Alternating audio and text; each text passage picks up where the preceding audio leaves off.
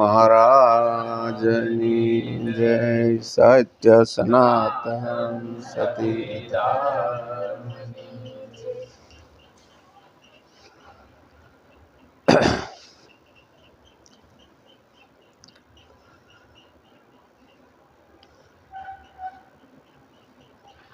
જેટલું જ્ઞાન વાતોમાં જેટલું રૂડું લાગે છે,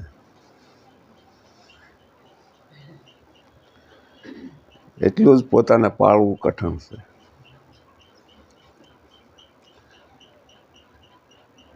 વાણીમાં આપણે બધી રીતે વ્યવસ્થિત વાત કરી શકીએ, પણ એ જે વાત કરી છે એ રીતે આપણું જીવન બનાવવું બહુ કઠિન છે.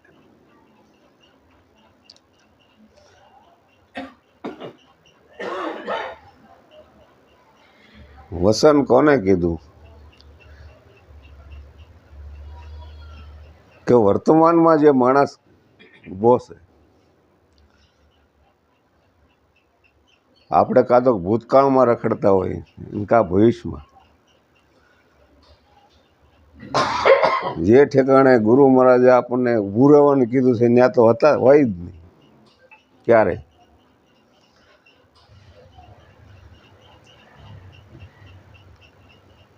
કાલ હું કર્યું હતું એની આપણે વ્યાખ્યા કરતા હોય, હવે તો ભૂતકાળ થઈ ગયું, ફરીને આવવાનું હોય નહીં. અને આજે આવવાનું છે એને આપણને ખબર નથી, અને એની આપણે કલ્પના કરતા હોય. નિરાત મહારાજ કે આદિ અંતને મધ્યમાં બોલે એ વસ્તુ છે હાચી. વર્તમાન છે એ સત્ય છે, અને વર્તમાન જેનું મજબૂત થયું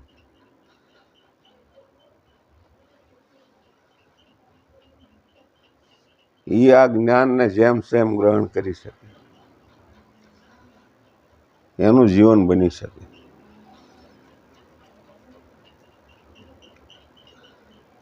સારું મોડું એ બધી મનની કલ્પના છે.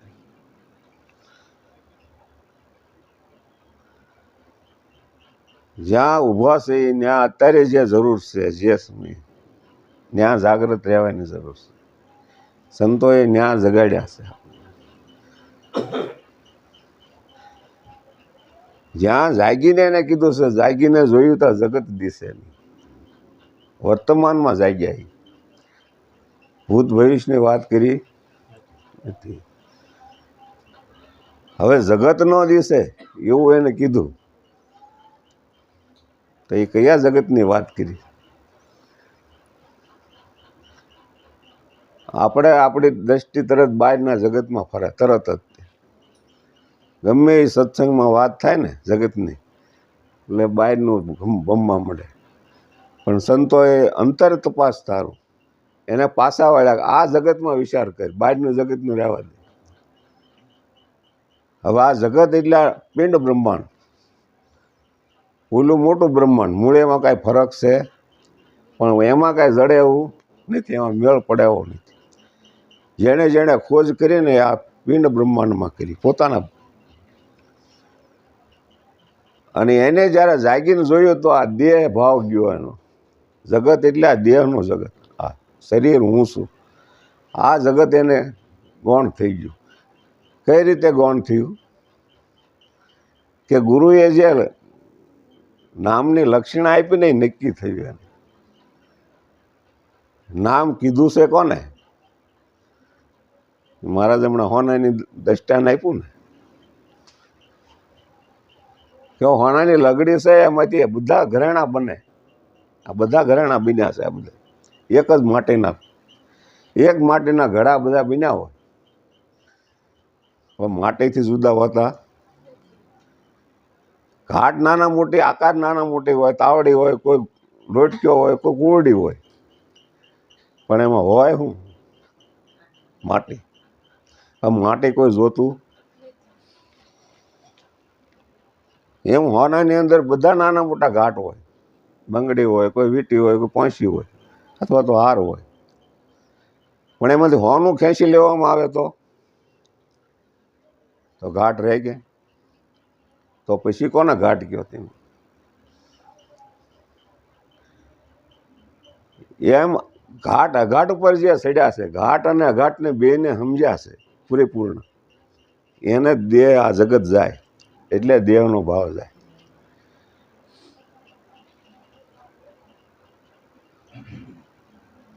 ને એટલે કબીર સાહેબે કીધું જાગ્યા છે પછી જગત નથી, પણ આપણે જાગ્યા સહી કે નહીં, ગોદડું ઓઢીને ઉતા સહી, જાગ્યા તો સહી, હું ઓઢીને ઉતા સહી, અંદર કહી છે કે હું જાગું છું.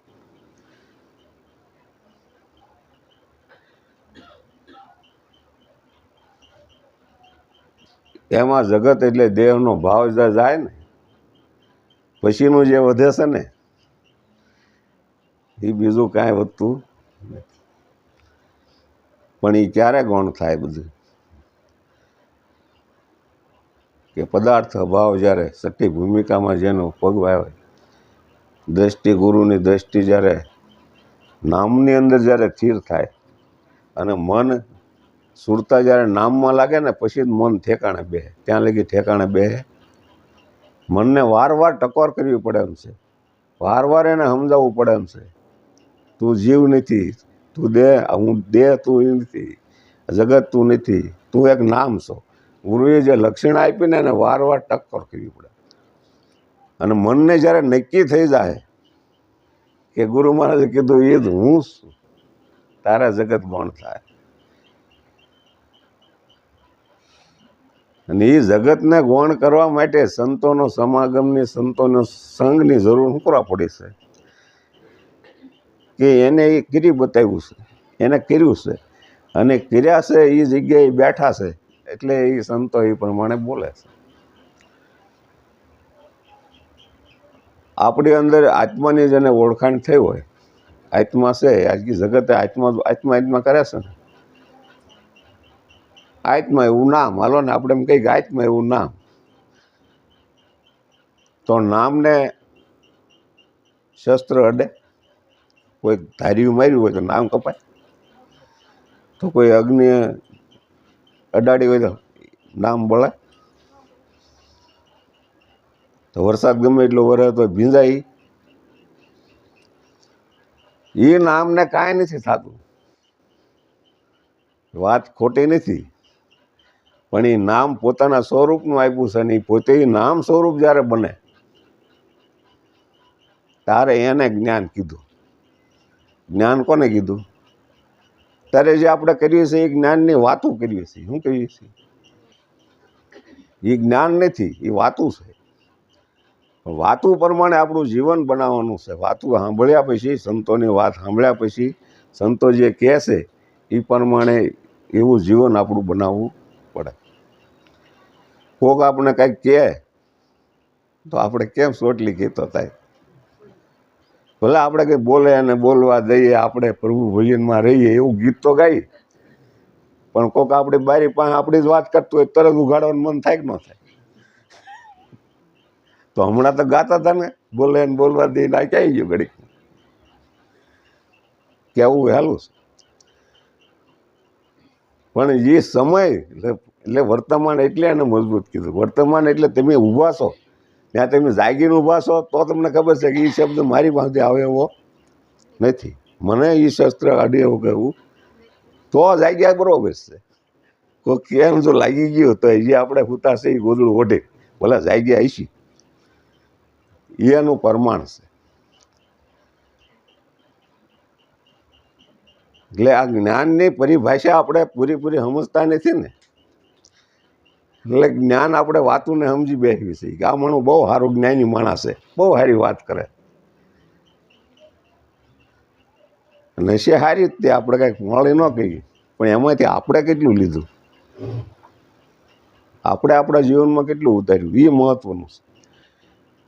56 ભોગ બનાવ્યો હોય પણ એમાં ખાધું એ આપણું, બાકી પડ્યું રહ્યું એ કાંઈ આપણું નહીં. આપણે એમાંથી જે ખાધું એ આપણું.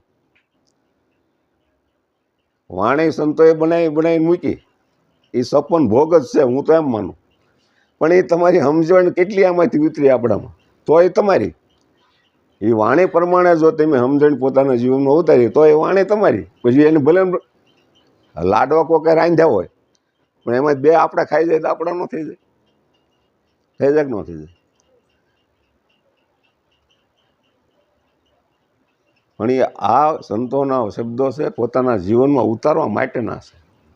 સમજીને એ પ્રમાણે જીવન જીવવા માટે સંતો વારવાર શું કરે કે સંતોનો સંગ મરણે ન મૂકીએ. શું કરવા ન મૂકીએ?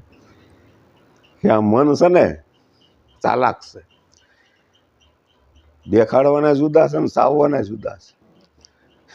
બહાર જે દેખાવે એટલું બધું ખ્યાલું નથી.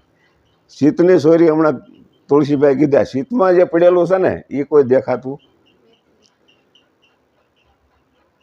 કોકને આપણે કહીએ કેમ છો તો કે મજામાં બેઠા છે આનંદમાં, પણ ઘડીક અડધી કલાક બે હોય ને પડખે તો ખબર પડે આનંદ કેટલો છે.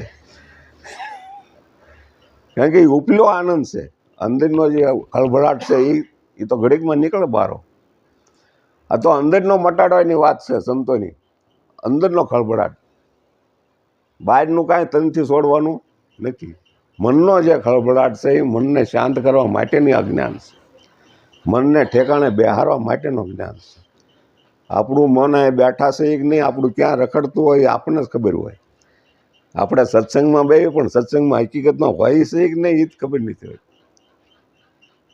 કાં તો કોકની વાડીએ રખડતો હોય ને કાં ઘરે હોય.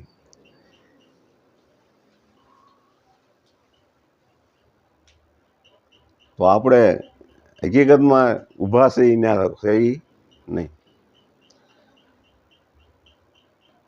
એટલે આવું જે નામ જેને જાણ્યું એ 4 વેદ ભણી ગયો. એને પછી સોંપડાને કાંઈ ગોથણ કરવાની હોય, પણ એનો ભેદ જ્યાં સુધી ન સમજાય ત્યાં સુધી ખરો બને નહીં, ત્યાં સુધી પોતાનું જીવન બને નહીં.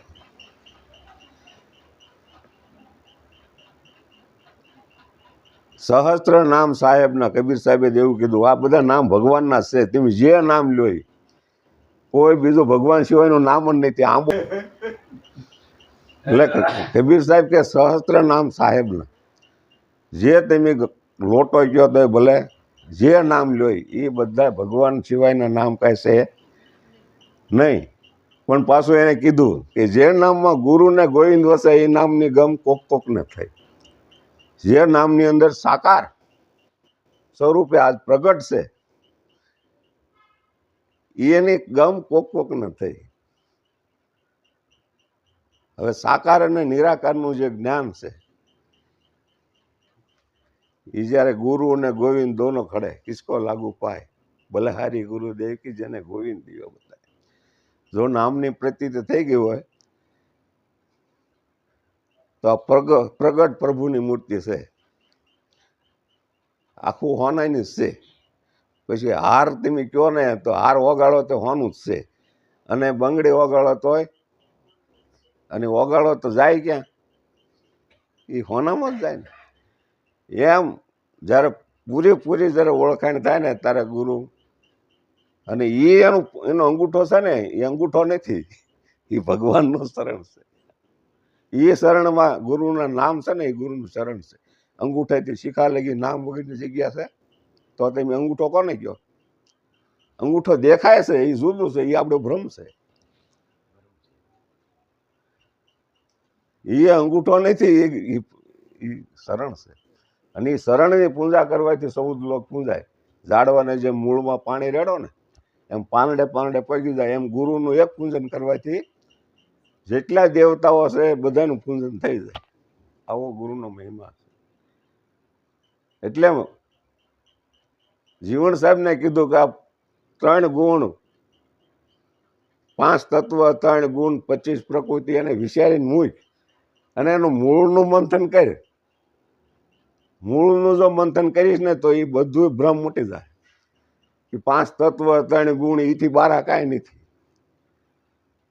જે નોખું નોખું ભળાય છે ને એક થઈ જાય. આપણે ડાળ્યું પાંદડા નોખું નોખું ભળાય છે ને, પણ મૂળને જો મૂળમાંથી આપણને સમજાય કે એક બીજમાં આખો વડલો છે, હોય ને બીજમાં દેખાતો ભલે નથી પણ બીજમાં છે. જો એ ભાન થઈ જાય તો એમાંથી આખું નોખું કાંઈ રહે કાંઈ નોખું કાંઈ ન રહે. એ નોખી નોખી જે ભ્રાંતિ છે ને એ જ આપણને એક થવા દેતી. એ આપણી જે ઉર્જા જેને આપણે કહીએ, જેને વૃત્તિ કહીએ, એ ગુરુને એક ઘરે લાવવાની કીધી કે બધી વૃત્તિ વાળે ને તું એક રહેજે નામ તણા નિશાને. હું કાયા માટીમાં ભલે મળી જાય એનું તારી ચિંતા કરવાની નથી. કાયા બળી જાય છતાંય નામ બળતું તો એની શું કરવા ચિંતા કર્યું છે? પણ જે વસ્તુને આપણને પ્રતીતિ થાય છે આ દેહનો ભાવ મટે પછી એમાંથી કાંઈ બીજું જાતું નથી. એ આપણો ભ્રમ જ જાય છે. અને એ ભ્રમના લંગરા તૂટવા માટે જ ગુરુએ બોધ કર્યો છે. કર લે આત્મ બોધ, બોધ કે બંધન છૂટે, કાલ કરમ નહીં કટે, કીકર કટ જાય, જમકી કીકર. કારણ કે એ એક બોધ છે, જે ભ્રમ છે એ આખો જો આપણને સમજાય જાય તો ગુરુએ આમાં કંઈ નાખ્યું નથી, કાઢ્યું નથી. જેમ સેમ સમજાવ્યા છે આ દેહને, જેમ સેમ સમજાવ્યો છે, એમાંથી બાદ બાકી કાંઈ કરી નથી. પણ મનની અંદર જે ભ્રાંતિઓ પડેલી હતી, ભ્રમણાઓ હતી, એને સમજાવવા હાટું ગુરુએ આખો બોધ પ્રક્રિયા કરી છે. જે મારું મારું કરતો હતો ને ગુરુ કે એ બધું પેલા નકર છે ને આ તને બોધ સમજાય નહીં, એ માટેની પ્રક્રિયા કરેલી છે. પણ પછી પાછું આપ્યું ને એટલે આપણે પાછું હતું એમને લઈને એવા છે. એ જ મૂળ નીડ્યું મોટું મોટું. ગુરુએ દેહ પાછો આપ્યો ને લઈ લીધો પણ પાછો. પણ શા માટે આપ્યો, શું કરવા આપ્યો, એ આપણને ખબર રહી. ગુરુએ ચાર સેવા કરવા માટે આપ્યો છે, તો એ આપણે કરવી છે, એ આપણે વિચારવાનું છે. અને ગુરુએ કીધું વિવેકથી વાપરવાનું છે. હું આપું છું મારું નથી, ગુરુ મહારાજનું છે એવું કઈ ન તારે વહીવટ કરવાનો છે. તમે ઘરમાં રહીને નોકર તરીકે વહીવટ કરવાનો છે, મારું કરી નથી કરવાનું. વહીવટ કરીને વયું જવાનું છે, પણ જેમ જનક રાજાએ કર્યો ને એમ કરવાનો છે. તો બંધન નથી. નકર તો બંધન છે ને છે. બંધનથી મુક્ત થવા માટેના રસ્તા ગુરુએ બતાવ્યા છે, પણ એમાંથી કઈ રીતે થવું એ રસ્તો ગુરુએ બતાવ્યો. એ રીતે આપણે સમજવી તો આમાંથી બંધનમાંથી મુક્ત થાય, નકર થાય નહીં. સદગુરુ મહારાજ.